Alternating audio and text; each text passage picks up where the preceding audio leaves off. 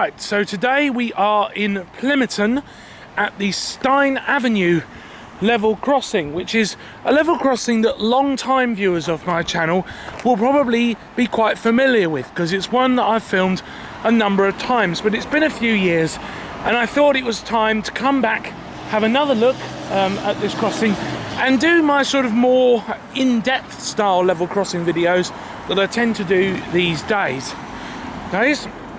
So this is Steyne Avenue level crossing on the Kapiti line running between Wellington and Waikanae in Wellington, New Zealand.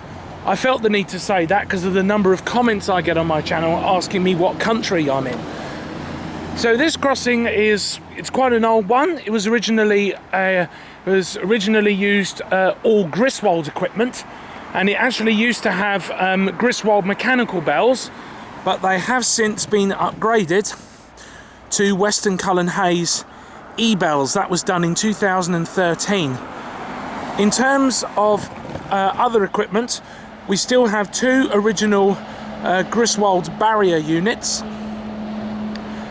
and then in terms of lights, we've got 5 sets of lights. Now this is where things get a little bit more interesting. So the two barrier units and this light unit here are all Griswold light units that have been retrofitted with LEDs. That light unit that's standing over there on its own is a modern day Montrose of Penrose LED light unit. And then we come to this light unit here, which is interesting because this is although it's on a Montrose of Penrose bracket, it is a Western, it's actually got two Western Cullen Hayes incandescent lights attached to it. But what's interesting is that JTE Rail Productions found an old video of this level crossing that showed that there were once LED lights here. So at some point, and for some unknown reason, they took out the LED lights and put incandescent lights in here. But it's very interesting because these are the last set of incandescent wigwags on the Wellington rail network, to my knowledge. There's still a couple of 1 or 2 railway stations I think have the incandescent pedestrian signals, but I think these are the last road signals to be incandescent. Anyway, that's enough rambling from me. Let's now wait for some trains and see the crossing in action.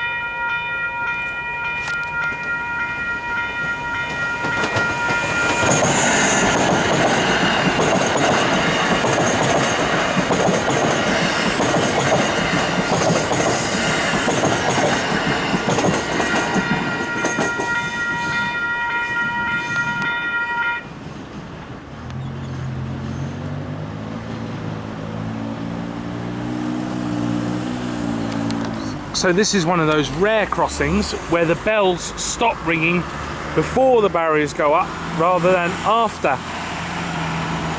You may have also noticed that this crossing has also now got the slower ring on the e-bells, which is fairly disappointing. I preferred it when the e-bells rang a bit faster, but Kiwi Rail are gradually going to change them all to the slower ring, which is disappointing.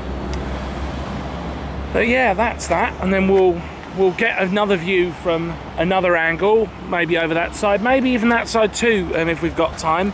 We'll see. And yeah, we will enjoy another view of this level crossing.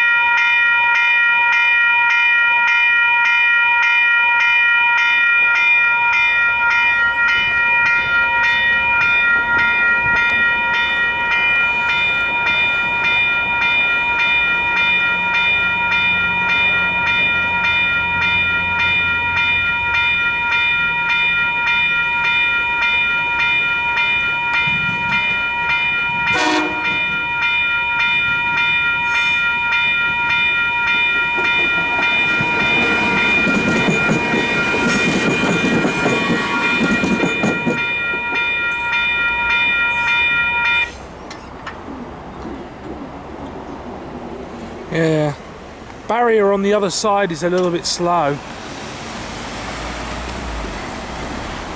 Yeah, still only a 2-car train heading south. We're kind of getting towards that time of day where it's just sort of starting to switch from off-peak onto peak.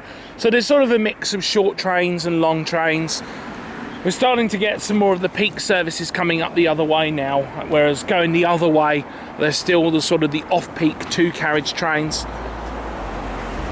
Yeah, I think we'll head over to that side now, and we'll do one more look as we get this side of the crossing from the barrier side, and then I think that will be it.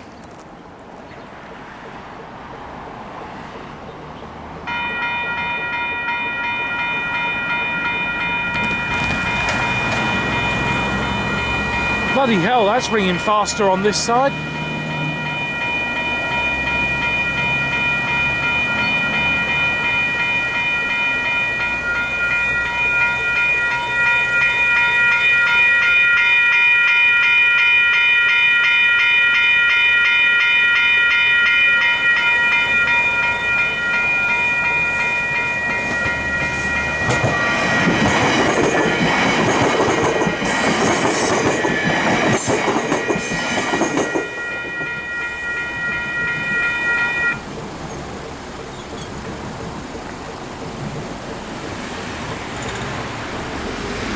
Well, that's interesting.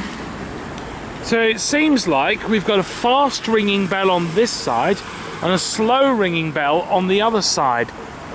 That's interesting, because when I was stood there, I heard a slow ring. So it must have been that bell I heard, not this one. That is very, very interesting that these bells appear to be ringing at 2 different speeds. You would not expect that to happen. That doesn't usually occur. No, that's very interesting.